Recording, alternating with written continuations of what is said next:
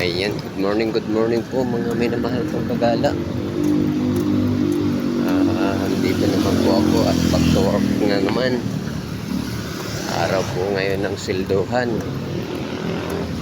Kaya tayo po ay excited na naman sa ating trabaho.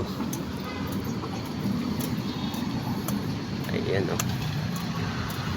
Ayun.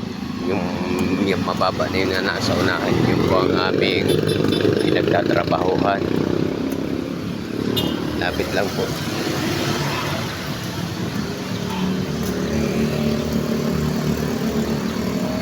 So paano po mga minamahal kong kagala, hanggang dito na lang po muna at hanggang sa muli po. Follow, like and share naman po dyan.